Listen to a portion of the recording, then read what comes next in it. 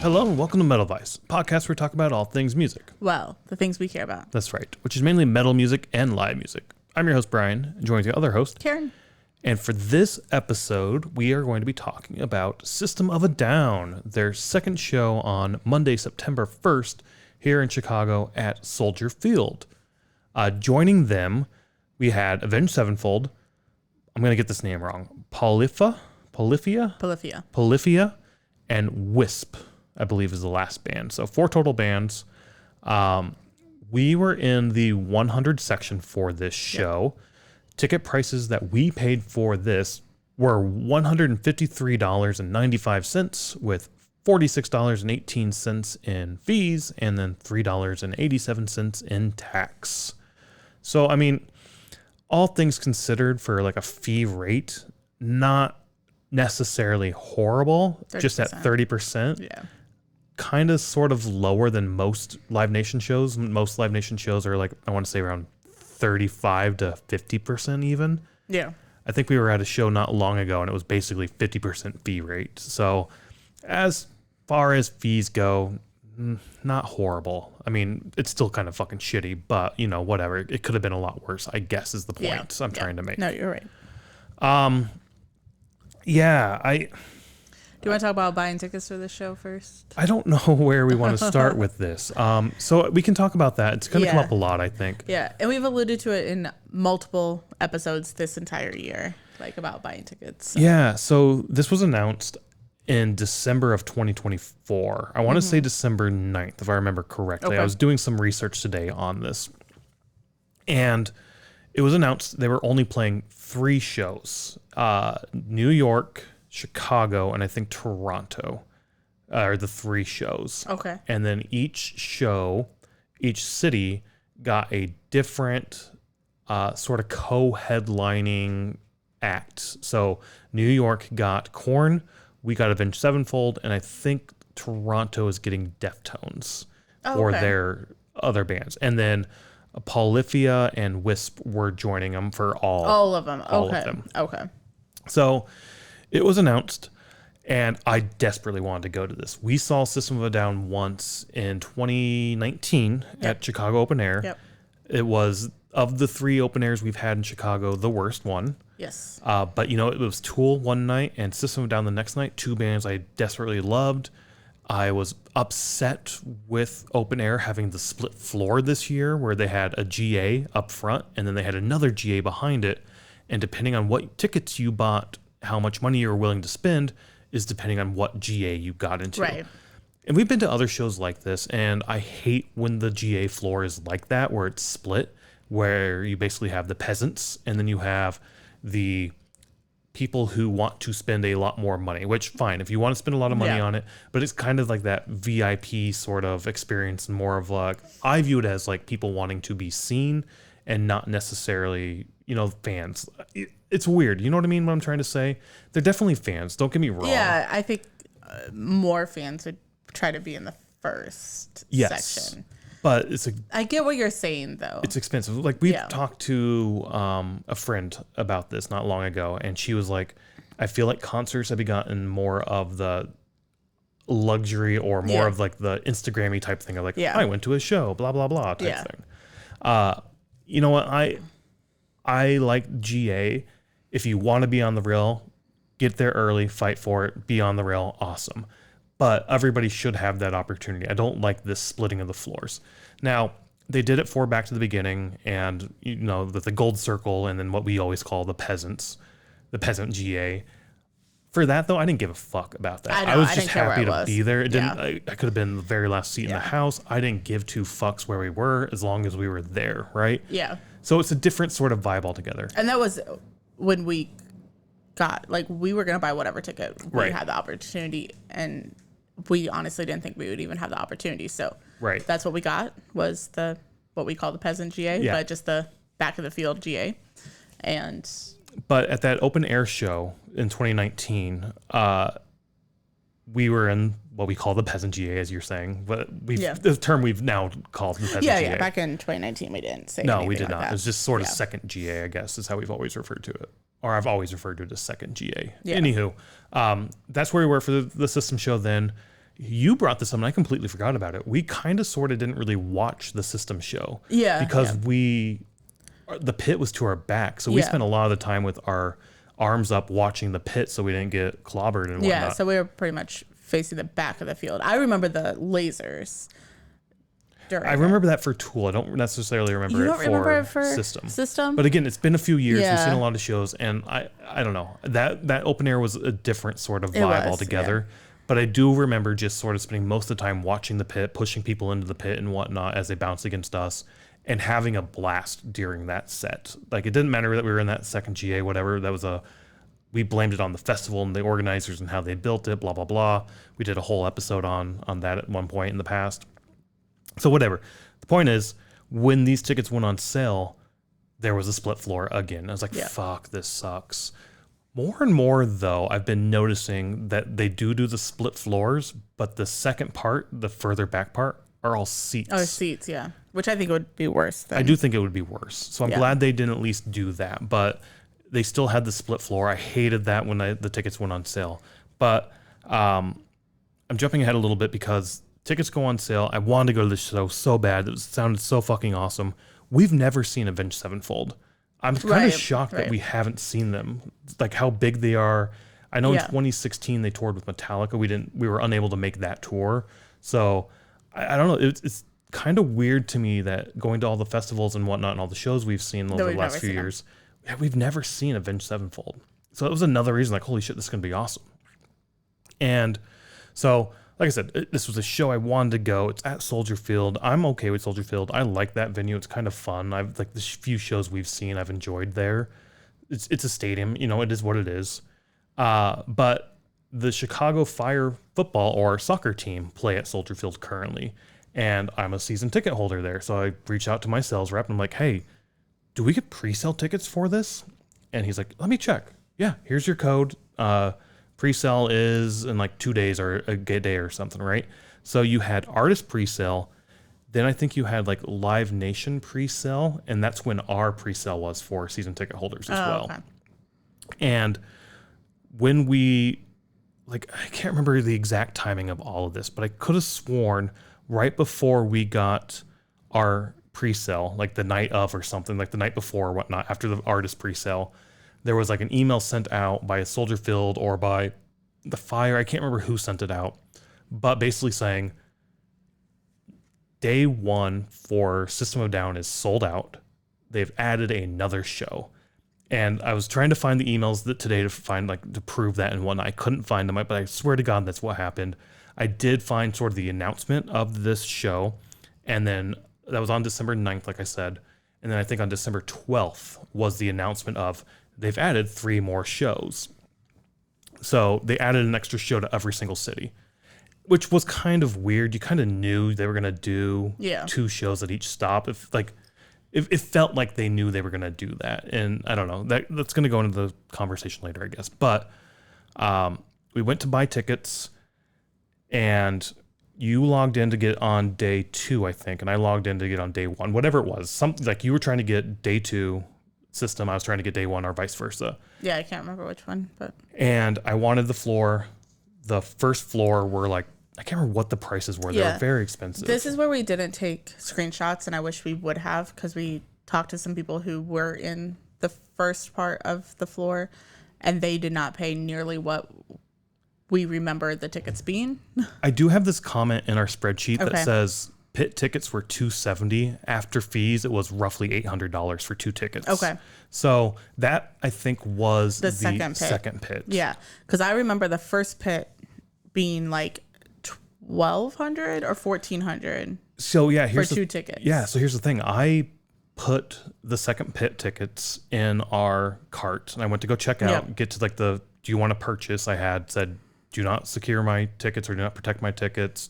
I have read everything, going through the normal check boxes, and I had my finger like right over the purchase, and it was like $800 fucking dollars. I remember we were sitting and talking, and we had just bought like, I think Linkin Park tickets. I can't remember the timing of everything. Like we kind of spent a lot of money around this time on tickets, and so it was kind of like Yeah. You know, like we need to slow down just a little bit.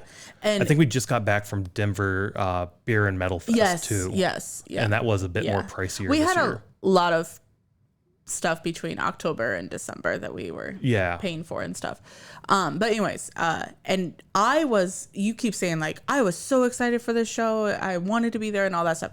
I wanted to go because it was System of the Down and we had not seen Avenged Sevenfold, but I was not like, oh my God, I have to be there for no matter what, I'm going. It was more of like, if we can go, we can go. That was how I felt.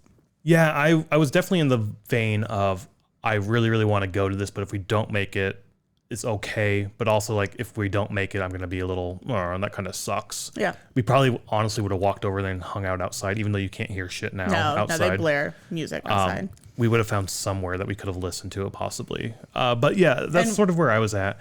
But after I had the $800 in there, I had my hand over the hover. I was like, $800 for this? The first pit tickets are like $100 more, so they must have been like $399 or something like that. Yeah. So I was like, fuck it, I will pay the extra $200, get us to $1,000 to get these tickets, and then we'll go. I went through the same process, got to the same point, and I do think it was like $1,200 to $1,400 for like two. after the fees and everything. Yeah. Which is crazy because the people that we talked to who were in that first pit area paid like $170 for their tickets. Yeah.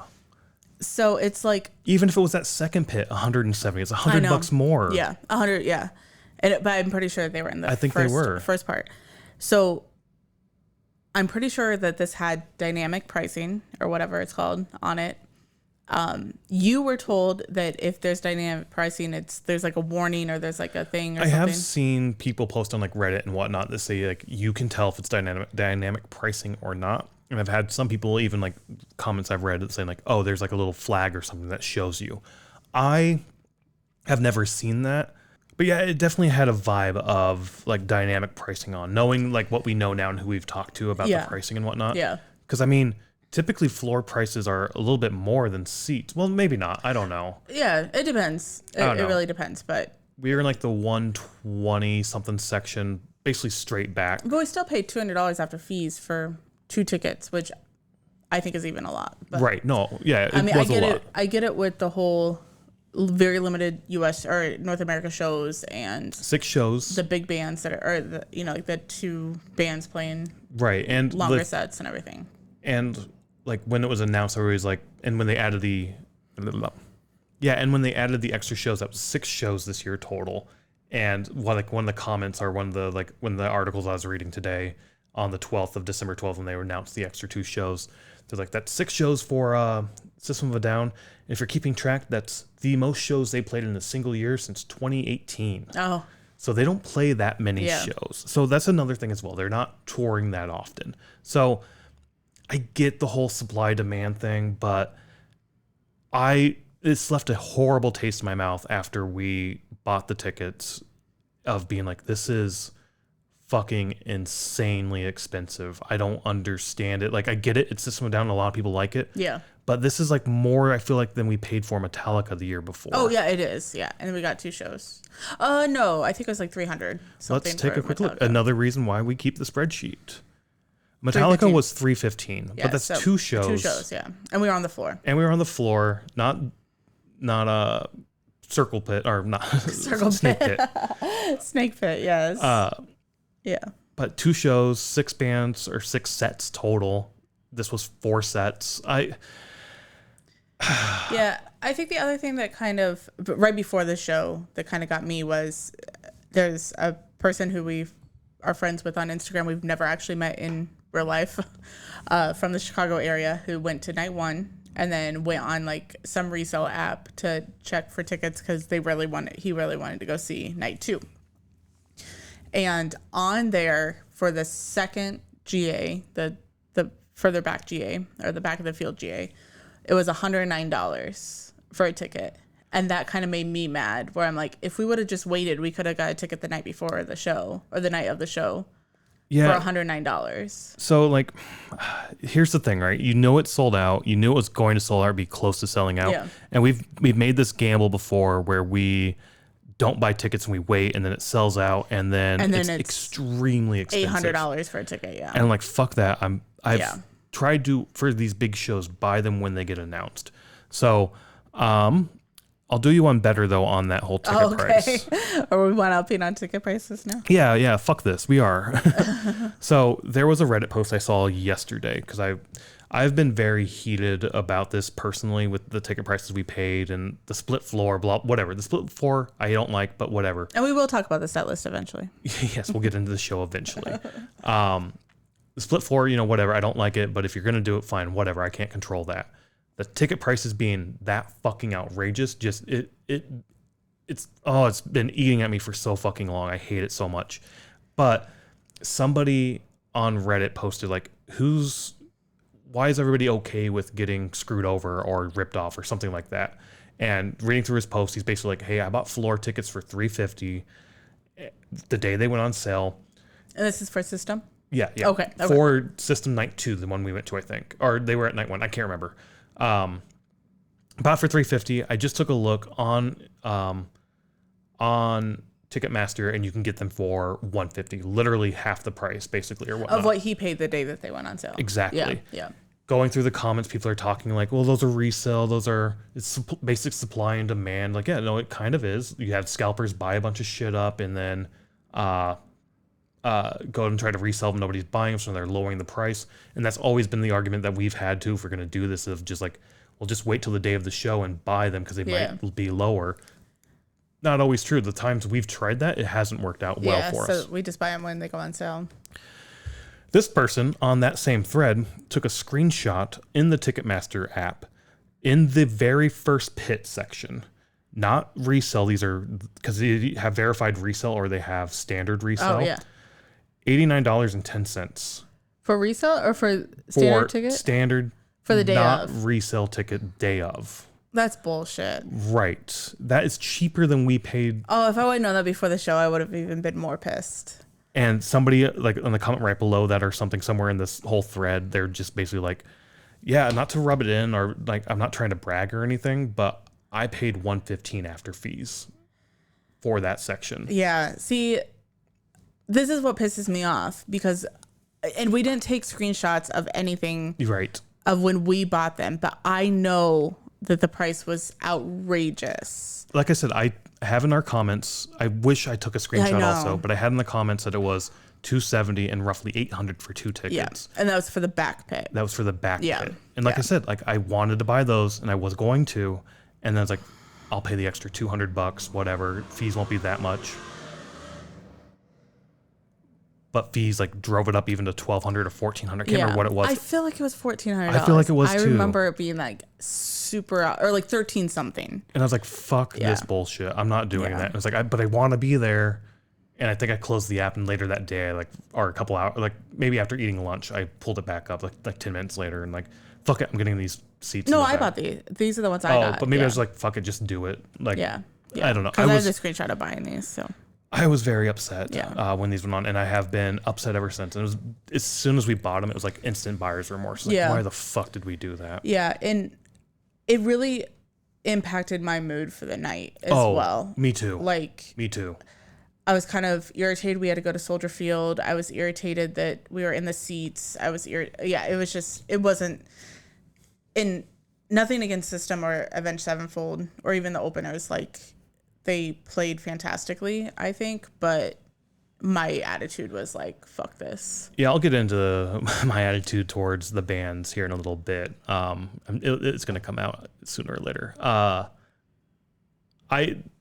The comment about you made about you were pissed about we were in the seats. I agree. I didn't want to be in the seats, but at the same time, I would have been fine if GA sold out. Yeah. And that's what they had. And like, cool, I'll do this. And the prices were reasonable. The problem is I did not want to pay that much. And fine, I can see the argument being like, well, then don't pay that much. And I didn't. So it is kind of on us for being like, we didn't buy it because we didn't want to spend the money. There were a bunch of people out there who did find the value in it and they did it. Good for them. Like, if that was valuable for you and you enjoyed it, cool. Me personally, I did not enjoy it. I did not like that aspect. I thought the prices were way too high, and somebody would say, no, they weren't. People bought them at that price, so supply and demand, right? Like, you're not wrong, but at the same time, it just feels not good. You know what I mean? Yeah. And then that will impact my thoughts of the bands here in a little bit. I guess, fuck it. Let's just get into the bands. Unless there's anything else you want to bitch about real quick before. No, I'll bitch enough during the show, so okay. It's fine. The first band was Wisp. They played Pandora, Enough for You, Guide Light, Once Then We'll Be Free, Sword, I Remember How Your Hands Felt on Mine, and they ended with Your Face. I really like these guys. I liked them a lot. So they're called shoegaze. A shoegaze genre. I've never heard of it. That's according to Wikipedia, which is like a 1980s to 1990s like British rock subgenre, where it's just like you have a wall of. It was explained according to Wikipedia like a wall of music that just kind of goes together. So I guess in a metal sense, kind of like a doom type thing. I guess, just have a wall of music and goes together. This is melodic. It's not doom. Definitely melodic, not doom. Yeah. I thought her voice was amazing. I thought, like, I loved the flow with the melodic singing and sort of the heavier riffs and heavier tones to the music. I really, really loved this set and these songs. I do feel like it was out of place for this show. They were the first opener. It started at 5:30. We didn't say that, which is so fucking early. Yeah. It just makes for a really long night when they play until 11 something. But so it is the first opener, and I did think, okay, this is kind of good to have as like just when people are coming in to find their seats or like, you know, just arriving to the venue or whatever sort of thing. However, I do think it was out of place as well for the first System and Avenged Sevenfold, and also nobody was really paying attention. No, I got similar vibes in terms of musical style to like the Keening a little bit, like especially the vocals. Yeah. The vocals gave off very much like Keening sort of vibes for me, and I love the Keening. So I was super cool. I was like, holy shit, this is fucking awesome. I love this. It did feel out of place, like you were saying. I was paying attention, so I wasn't noticing other people not paying attention. So like I didn't give a shit. But yeah, it was the first opener, not necessarily like the same scene or the same type of music necessarily. Yeah. But again, I like when bands do that to like show you other types of music that's out there. Yeah. It's a great way to expose people and make them think or listen to things they might not have listened to prior. Yeah. So I think that's fucking awesome. I would love to see this band at like Talia Hall. I think that'd be a sick fucking show. Like that fits that vibe and that venue so well. Yeah. So something like that would be super cool, I think. I won't be checking out Wisp again. You won't go with me if I go? I would maybe go, but check it out one more time. We need to check out shows. We've done this before where we don't like the show and we go to see them again and it's like, oh shit, that's actually not that bad. I think if your mindset was a little better, also, like my mindset was already fucked with the ticket price and everything. Going in, I knew it was going to be a fuck night. It's very slow and very light, and I personally did not like her voice. Okay. I was like, it's the little girl voice. So okay, I will couldn't do that. I will say that in between sets when she would interact with the crowd, she was extremely timid. Yeah. She is only 21 according to Wikipedia, and so I don't know if she's done show, especially probably not shows this caliber. So she said this is our 4th stadium tour with System. I think that was a slip of the words. I think it was our 4th stadium show with System. Yeah. Thank you so much for being here. Thank them for bringing us out. So I'm thinking about that. You're 21. You're not a very popular necessarily subgenre of music. So I seriously doubt you bring in, I don't know what it was. Maybe 30,000 people. Well, I was going to say it was the first opener wasn't full. Oh yeah. So maybe 15,000 people. Yeah. You haven't played many times in front of 15,000 people, so I can definitely understand the nerves. I would never be able to do it. Fuck no, me neither. Yeah. So like I'd shit myself getting up on stage like that. Like no, I could not do that. So props to her. But again, I think it's give her some time to age into it and get the experience, and then she won't be as timid. I think that also played into sort of the vocal, like the interaction with the crowd aspect of things. Yeah, maybe.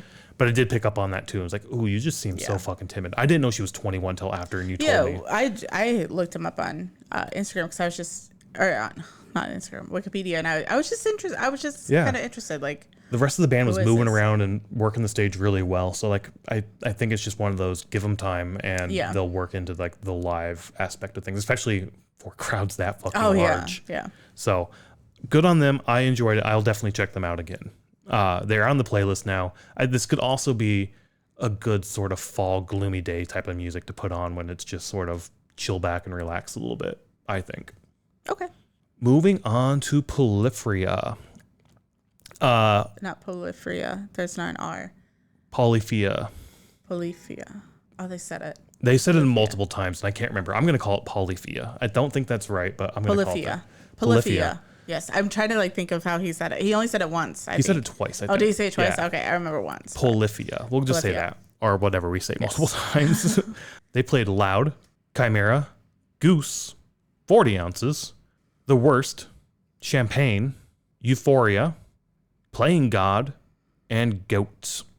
We actually know a little bit about Polyphia. Well, not really know a little bit about them. We bought a mystery tube. We're going to do a 666 on this someday. A mystery tube from 4D Studios of posters. And one of the posters in there was for this band. Yes. And we're sitting there looking at like, what the fuck? We couldn't even pronounce it. We couldn't even read it. And I'm like, how do you even read this or like say this name when we pulled it out? And you're like, I don't have a fucking clue who they are. And like, me neither. No. And then like later that night we were at dinner or something or having dinner or whatnot. And I'm like, you remember that poster? And you're like, yeah. It's like, we're seeing them this year with System of a Down, who we also got a poster of in that tube as well. Well, we got a System poster? We did, a System and a Polyphia poster. They are a instrumental only band. Yeah. Really cool. I enjoyed the music, but again, it didn't feel quite right to me for the set. I really, really enjoyed the set. Don't get me wrong. It didn't fit the vibe I was in for and looking for at that time. Yeah, but from their name, it's exactly what I thought. Is it really? Like. Yes. And like I even remember getting that poster and everything and like thinking that they would be like a progressive technical, I thought more metal, but it's more rock than metal. But like definitely progressive, that technical sound, and that's exactly what this is just the technical guitar riffs and that sort of thing. So it was exactly what I thought that they would sound like. I totally forgot about the poster until their name came up, and you're like, oh, we have their poster. And if we haven't already, we'll throw the poster up. If you're watching this on YouTube, if you're listening, it might someday be on our Instagram, and if you're not on that, I could post it on Instagram too. Yeah, we could. Yeah. So maybe it'll be the thumbnail, but again, that's on YouTube. Anywho, getting back to this show, interesting. I enjoyed their sound a lot. Like I said already, it just felt weird or out of place a little bit. It's different than System and Avenged Sevenfold music, that's for sure. And same thing with Wisp. I'm liking the fact that you're not making us, but you're introducing these music to people who might not have sought them out. So what's your thought on two openers? How am I going to say this? Like, in my mind, I'll just say what I want to say instead of posing a question to you. In my mind, it would have been absolutely fine to start this show at 7 o'clock or 6 o'clock or 6:30 or whatever time and have one of these two openers. Yeah. In my opinion, Polyphia over Wisp, but just because it's a little bit more the rock genre, like the genre wise, but don't have it so early. I'm sure they want it early so people will buy merch and beer and all that stuff. I mean, we didn't even touch on the merch, how insane those lines for merch were. We could talk about that here in a second. Towards the end, because we're in the middle of the concert now, so that would be a weird transition. But in my mind, you don't need to start the show as 5:30, and you don't need both of these openers. I was fine with it at 5:30, honestly. I didn't like the timing didn't bother me at all, especially since it was a holiday. We had the day off. If this was a work day, 100% agree. Yeah. If this was a weekend, 100% agree. The 5:30 start time did not bother me to get there at 5:30, but by 11, I was done. And again, though, was that part of your mental state of being like, I'm pissed about the ticket pricing? No, I was over that by then. I was just done. No, I wasn't necessarily done. if I would have been in a better mental state personally, I would have been completely fine all night. But by the end of it, as we'll get to, I wasn't in a good state. I was completely fine with both of these openers and starting at 5:30. The one thing, with both of them and starting when you did, by the time Avenged went on set, the sun was basically gone, so it was a dark set. But that's, I think, your point of then start it an hour later. Yeah, so, and only have one of them instead of both of them. Yeah, I'm completely fine with it. All right, fine. How about this? If you have, let's say, Wisp, and then you have another metal band that's more traditional metal band over Polyphia, would you have been more okay with that? Or if you weren't in the seats, would you have been more okay with it?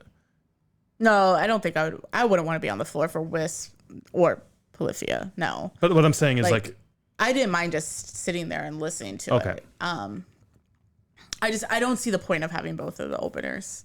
That's all I'm saying. Yeah, I was completely fine with it. We have talked on how 4 bands total for a set is sort of like my sweet spot. Like 3 is my favorite. 4 I'm okay with. Once you get above 4, I'm starting to think like I'm in that mindset that you are. Like, why the fuck are there so many bands tonight? Like, just leave out 1 or 2 bands and add more time for all the bands to play.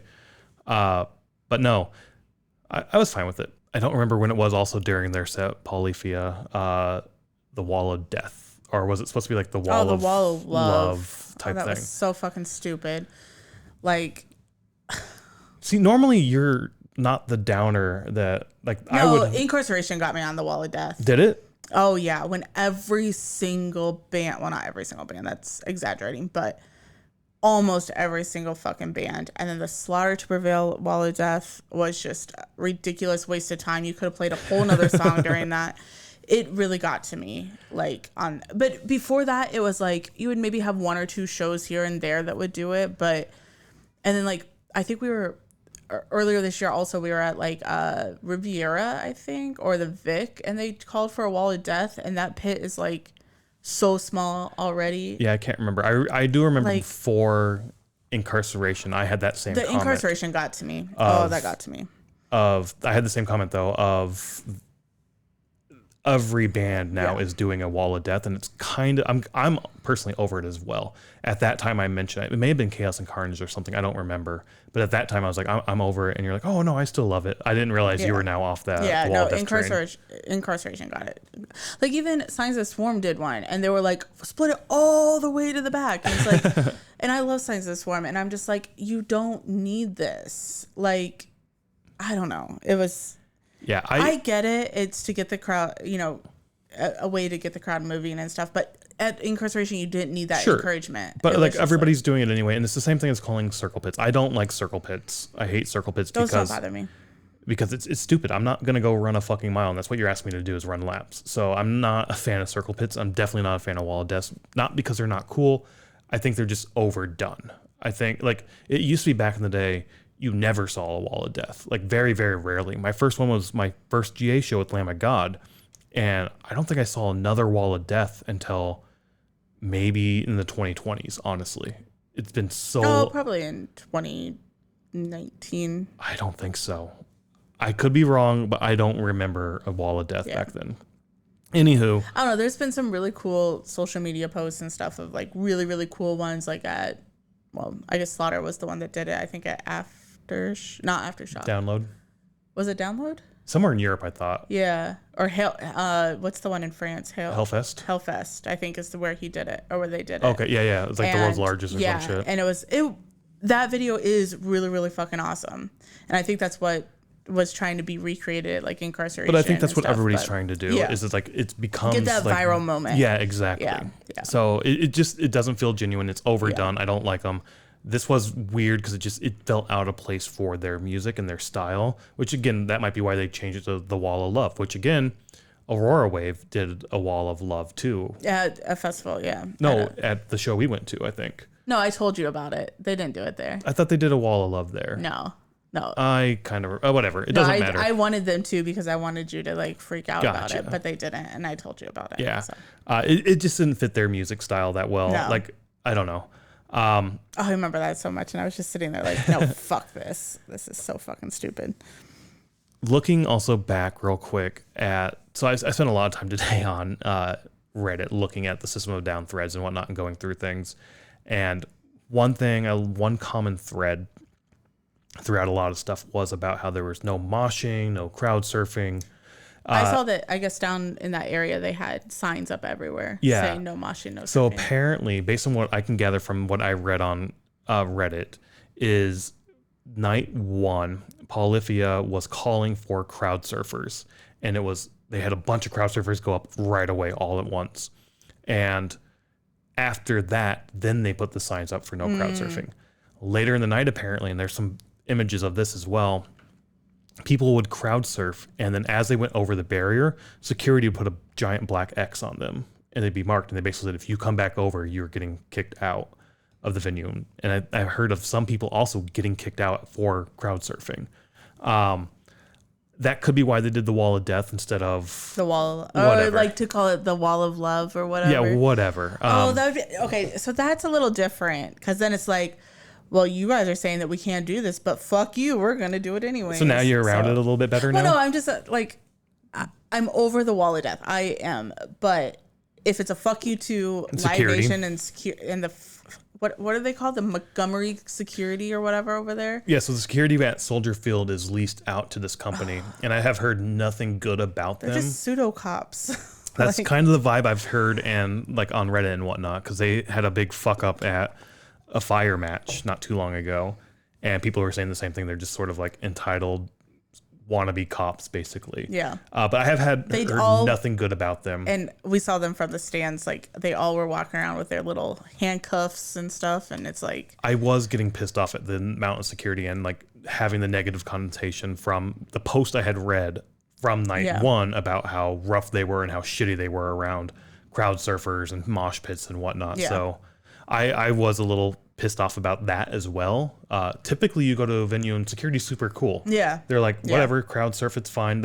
A lot of places always post those signs. The rave hands you a little card. Yeah. Then they don't do anything about it. Yeah. It's more for like a liability standpoint. Yeah. This was just, wannabe cops on their high horse, basically. It was like the vibe I got. Yeah. But yeah, I don't know. That's enough for Polyphia, I think, unless you have something. No, I'm fine. All right. For Avenged Sevenfold, for Night 2, they opened with Game Over, Chapter 4, Almost Easy, Hell to the King, We Love You, Gunslinger, Nobody, Nightmare, Afterlife, Backcountry, Save Me, A Little Piece of Heaven.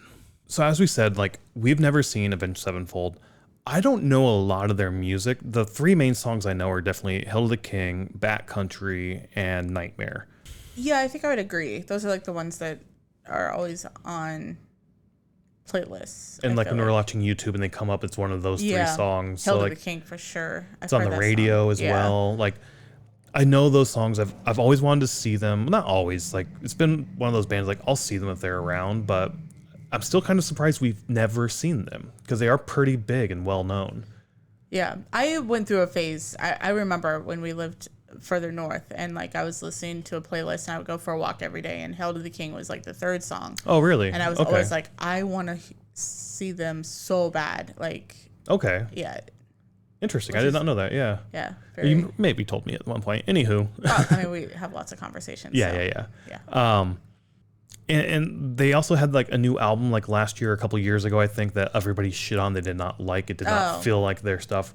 There was that podcast we were listening to for a while, Shit Talk Reviews. Oh, right. And they reviewed it, and they were all this really sucks. We hate this album. It's not their shit.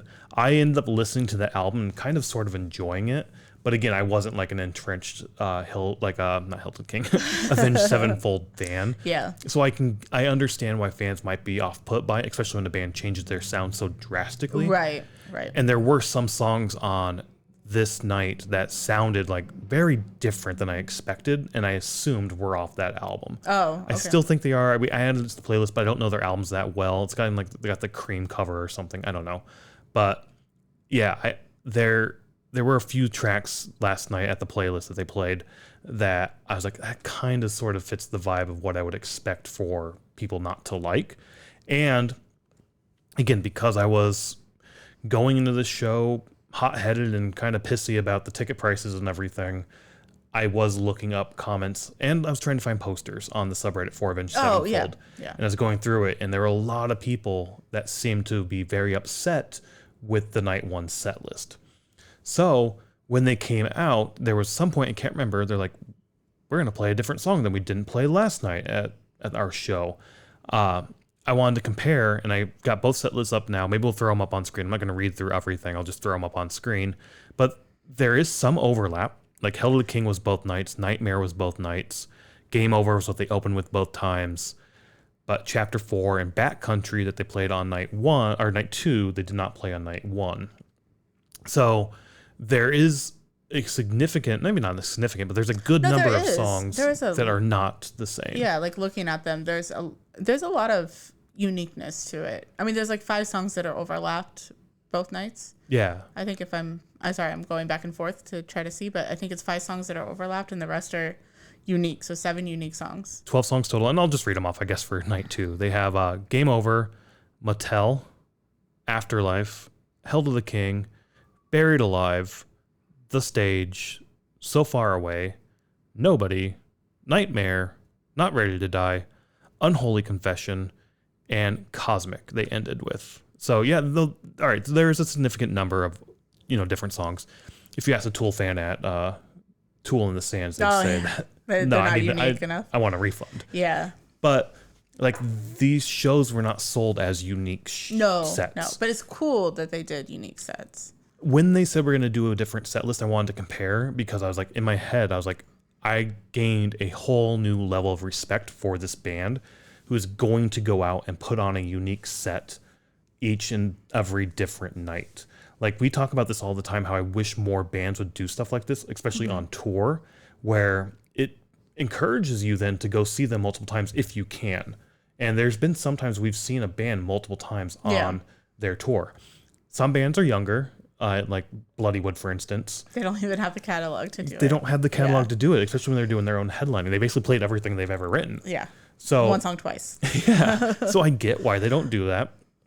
But there's some bands that, like Slipknot, for instance, they've been around. Their catalog is deep. They can easily put a unique set on every single night and do no repeats.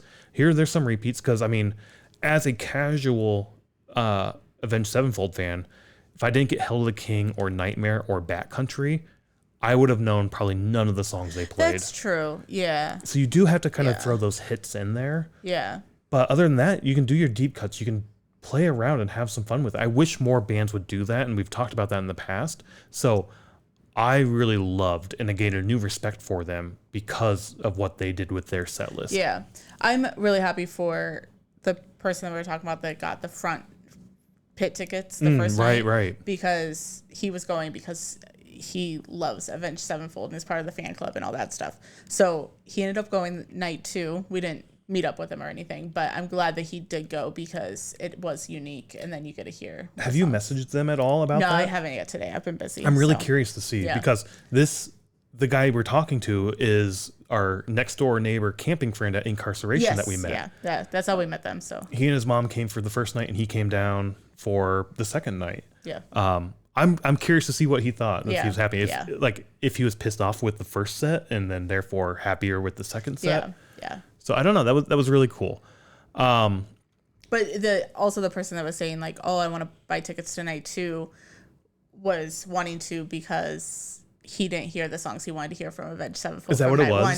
So then he's like, I think they forgot about this album, like a sort of thing. Oh, really? And I don't know what album it was. I don't know their albums, but yeah. So then he was like, maybe I'll go to night 2 to see if they play those songs. Which maybe they did, but he didn't. You're talking about the Instagram friend. Yeah. Oh, okay.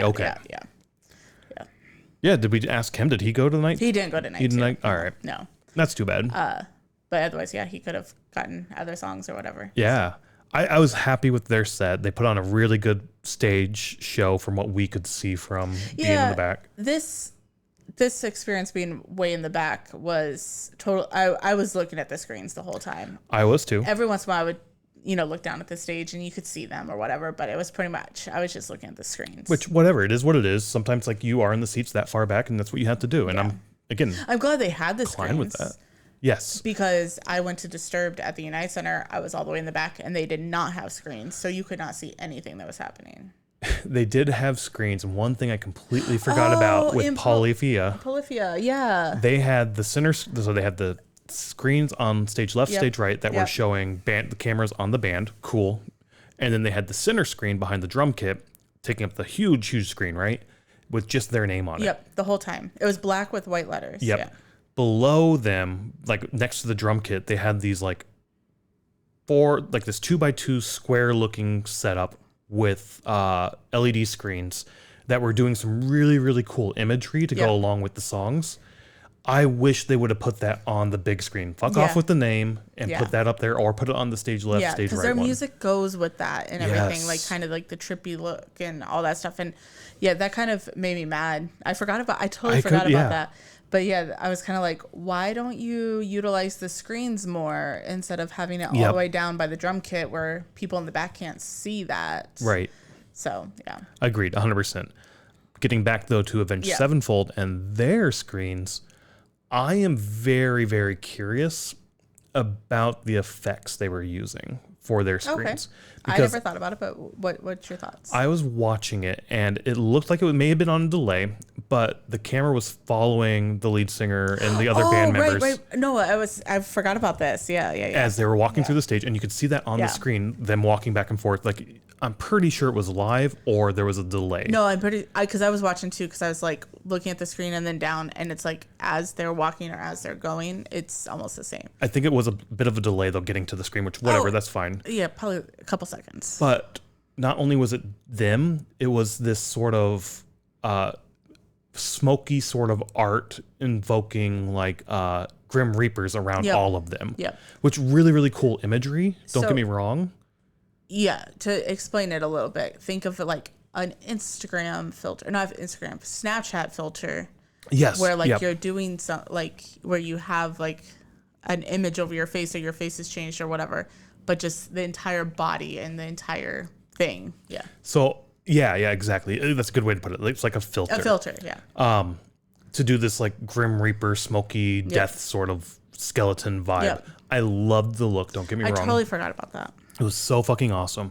But now my head's like, are you using AI to do that? Like, how are you doing this? Is it a filter that you've developed yourself?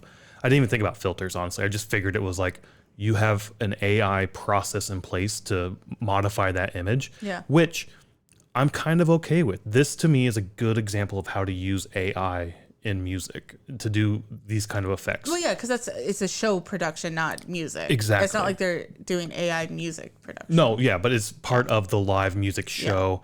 I will say, though, as cool as that was, it's not going to beat the practical effects that Nine Inch Nails did. Like, what they did for their show and their practical effects and how they did it, I fucking loved. But not everybody can do that, right? No, you can't do that in every setting. So I don't know what caused or what made these sort of filters be put in place and how they did it.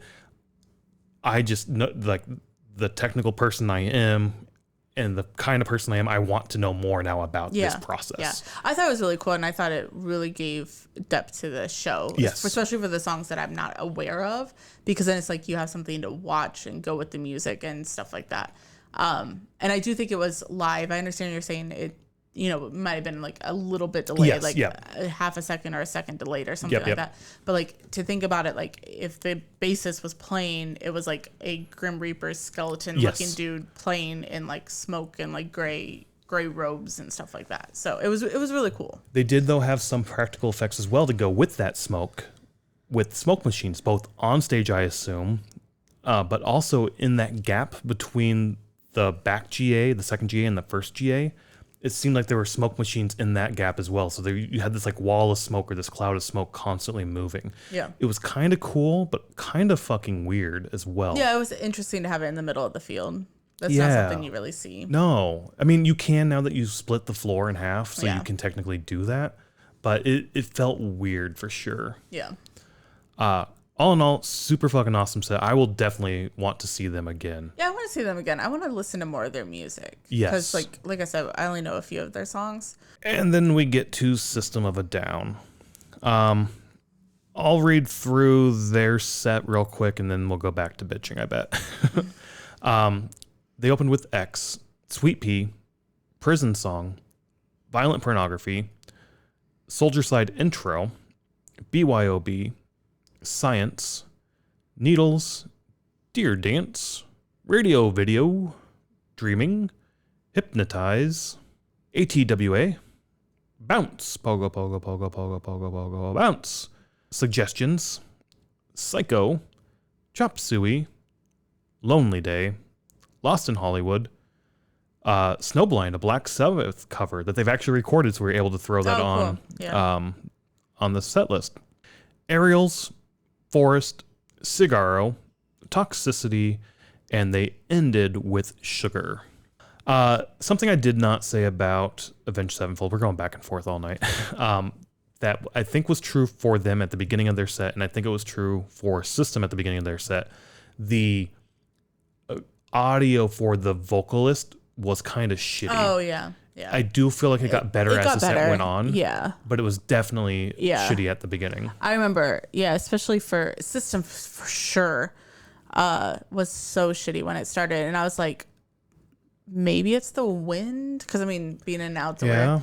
Because I know when we saw AC/DC, the wind was really bad. And, like, every once in a while, like, if it blew just right, like, you wouldn't, it just distorted everything.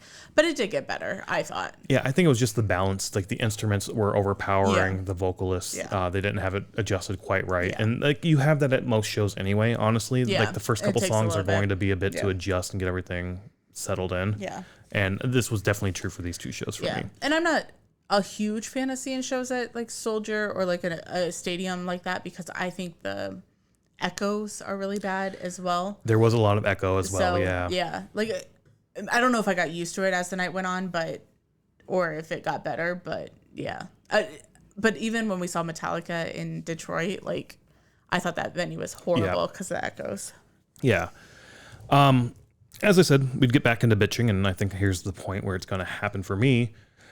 I have loved System for a very, very long time, since high school. They were Chop Suey was a song, Toxicity. Chop Suey and Toxicity were probably two of the songs I listened to a lot before I even listened to Metallica.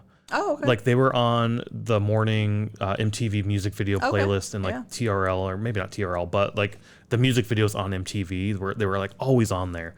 And again, I've said this before, Metallica though is the band that, like, oh my God, this is awesome. And it got me to dive deeper into music. System Down, I liked the music, but I didn't like dive into it. So I listened to them a lot. And then, mid 2000s, it was post 9/11, and you have a lot of music coming out that's anti-war, just adjusting to the times and writing music towards the moment we were in. Very politically charged, very, like I said, anti-war. And System of a Down was politically charged before that. I mean, Prison Song, right? Like, it's a song about the corporate prison system and mandatory drug minimums and shit like that, right? So they've always had this sort of political undertone to them, if not overtone. Definitely not as much as like Rage Against the Machine, but they were up there in that same level, in my opinion. Yep. So Hypnotize and Mesmerize come out, or whatever, I can't remember the order right now. Always loved those those albums. They're so fucking good, straight through both times. Like, they're so fucking awesome. So I've always been a big fan of System, and I've always viewed them from a political spectrum as being left-leaning and sort of, especially maybe not as big on capitalism, for instance, and like corporate greed and all that, especially again with like Prison Song, where, hey, we're building these prisons for profit. Like, this is not what we should be doing. We should be investing in drug treatments and not mandatory sentences, there's other ways to address these problems. So I've always sort of had this vibe of them in my head, maybe this image of them in my head. And maybe I'm wrong. Maybe I should not have had that vibe. But seeing the ticket prices pissed me off and just pushed me away from them. Like, I know they're not the ones who, if they were using dynamic pricing to say let's use dynamic pricing necessarily, right? It's probably management or the promoter, because again, how tours typically work is you pay the band X dollars, and then you as a promoter go out and sell tickets to recoup what you paid them and gain some profit. I think some of the larger bands like Metallica, maybe System, probably get a cut of that ticket fees as well, or those ticket prices as well. Not all of them do, but I think, the higher up you go, the more leeway you have to say, I'm going to take some of that ticket price. So again, I'm not saying they're the ones to say, yeah, let's set the price for these tickets this high. Let's turn on dynamic pricing. But at the end of the day, it's your name behind it. Yeah. Even if it's not you who said officially, yeah, go ahead and do this. It was your managers. It was somebody in that you work with, the promoter, somebody. I do feel like you have a little bit of power to say, don't do that. Treat our fans better. You could work harder to allow for non-scalping or do stuff like that potentially, especially since you're playing 6 fucking shows only. Yeah. So I went into this with a mindset of, and we talked about this, I didn't buy any merch from them. I didn't buy the posters. The posters are cool. I wanted to buy the posters. I didn't buy any t-shirts. I was like, I'm not giving this band any more of my fucking money. I gave them, the way you're charging for these tickets, fuck you. I'm not giving you a single fucking cent again. Even if you come out with new music, I'm not going to buy your, we don't have all of their stuff on vinyl. I would like to get it on vinyl. Or at one point I did want to get it.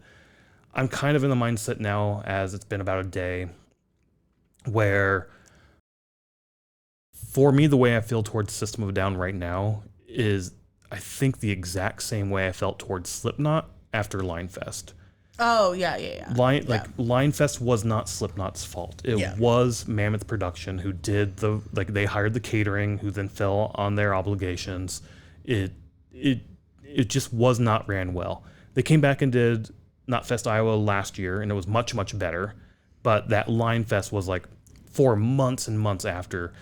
Again, knowing it wasn't Slipknot, it doesn't matter. It was your name behind it. Right. So I'm now pissed at you. And maybe that's the wrong mindset to go into. I have come around on Slipknot. It's sort of like water in the bridge at this point. I don't know if it's going to happen for System of a Down or not, but going into it and just having these competing emotions around the band that I loved for so long, and then seeing them being and kind of imposing my thoughts of you're just greedy fucking assholes who want to rake in as much money as you can. Fuck you. It really turned me off, and I was pissed through the entire set because of those sort of thoughts and emotions. I don't know if I will ever come back around, and if they come back and tour again, I don't know. Yeah. I don't know if I'd see them. If they're at a festival, cool. I'm not going to the festival because you are there. I'm going to the festival and you happen to be there. I'll check out your set. I don't know. All that to say, I don't know. Yeah, that's where my mind was. I'm not paying $200 a ticket again to go see System of a Down. Yeah, song selection I thought was great. They performed well.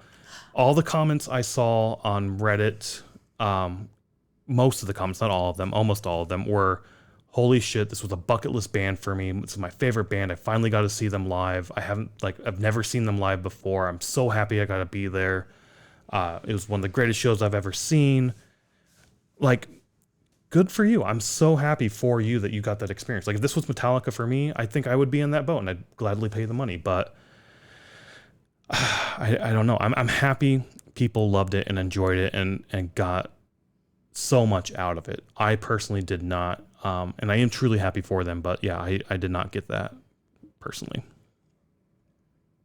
Yeah, I don't. Going back to your comment on performing well, I felt like there was many times where Surge was very lackluster in perform. I mean, granted, you don't have to be up there jumping around. You don't have to be a Randy Bly and jumping off the amps and all that stuff. But there was points where I just felt like he was mocking the songs or not. I don't know. I just remember, I don't even know what song it was, but there was just a point where he's singing the lyrics, but he's going this, I'm moving my hand back and forth, kind of mocking the lyrics, da da da da da da da da. I don't know. All right. I don't know. It that turned me off. Okay. And then just the lack. I don't know. He's for a metal or new metal or a, what would you call them? Are they? No, they're definitely new metal. Yeah, they're the new metal genre, right? Yeah. From seeing other performers, and I know that they're older now, but seeing other performers in that genre, this was just very lackluster to me for the performance standpoint. So I was just that was just a comment from what you said about Gotcha. Their performance was great. It was fine. It just wasn't awesome. I don't know. In my opinion, they weren't jumping around. They weren't doing anything. I know. Yeah, I get what you're saying. I had the same comments when we saw Breaking Benjamin. I'm like, that's boring. Yeah. To have people just stand there and do nothing, like. But that could be their show. That could be the thing they do. I don't know. But I get what you're saying. Yeah. I do. Yeah. So I don't know. I was over watching the screens, I think, which is kind of our fault for being all the way in the back of the stadium. We could have spent money on different tickets and moved around or whatever. Now knowing that the 400 section after seeing AC/DC is fucking fantastic, I would have gladly paid for whatever those tickets cost to sit all the way up there. But yeah, I don't know. I don't have much, what am I trying to say? Like positive thoughts on it. It's not something, I don't think I would spend the money. Like you said, like if they're at a festival, I would go see them. But I don't have that connection. I don't have any connection. I didn't listen to them in high school. I didn't listen, I know some of the songs from like Laser from when we would listen to it, but I don't, because I even know like somebody that we went to community college with came to Chicago to see Night One and was like, they got me through so much. Like I listened to them all the time, all that stuff that we've said about bands. I just don't have that connection. No, yeah, and that's what I'm saying. For me, I'm somewhat there in terms of the connection, like I was saying, and I get where you're coming from for sure. But like if it was, a Lamb of God, for instance, I don't know where I'm trying to go with this, but for me it was like if it's Metallica, like you're trying to find a band that's not Disturbed for me. Yeah. And that's hard right now. It was a weird night for me for sure, and like I said, I still have some mixed emotions, some mixed thoughts on it. I'm happy. I'm so happy so many people got to go out there and experience and had a positive return. Like it got so much out of it, and I'm happy for that. And as you're saying, like there are people who this is their Metallica, right? Like this is the band that got them in the music. Yeah. This is the band that got them through so much, and they finally get to see them live. And I'm so happy they get to do that and experience it, because seeing a band live, especially one that means so much to you, is so fucking amazing. Yeah. I've got weird emotions about it right now. It's going to take some time. Who knows where things will be, 6 months, 2 years from now. But yeah, I don't know. That was our experience at System of a Down. I feel bad for the crowd that was on the floor, because I saw video from Night One. It looked a lot better than video from Night Two, but the way that you're explaining what you read on Reddit, where it was like they were okay with it until a certain point and they weren't. But like the crowd was just kind of bleh. Like they were just standing. But I guess if you're being told that you can't do anything, then you are just going to stand there. I think during Toxicity, we noticed that the crowd started to, like, there were a lot more pits going on. Yeah. I think there were like 5 or 6, 7 different pits going on that I counted. Yeah. I didn't see a pit before that, though. Oh, I did. Did you? Yeah, okay. There was 2 that I could see. It was kind of surprising. We haven't really been to a show where it was so dark. Yes. Because like the other shows that we've seen over there are like Rammstein, fire all the time, so it's always light. Metallica, they have those huge pillars, so the whole stadium was lit up. AC/DC, I feel like there was lights all the time. Yeah. And then seeing System, a lot of times I was looking out and I'm like, it is dark. Yeah. So it was, it's better in the dark, I think. No, yeah. But I was just so surprised. It was definitely dark at times, for sure. Yeah, and it was kind of hard to see the front pit area. Not saying like the pit, but like the I know what you're saying. Front floor. Yeah. So. But it was an interesting vibe all night, especially for that crowd access. We didn't really touch on that. We weren't there. We just saw it, and I think as you pointed out, as I had said, the comments I saw on Reddit around the way security was treating people and dealing with situations was a bit shitty as well. But whatever. But yeah, that was our experience. Definitely not one of my favorite live shows. And who knows if I see System of a Down again live, but you know what? I will definitely be at another show, because live music is awesome. Fucking live music's awesome. So get out there and check out some live music. Bye.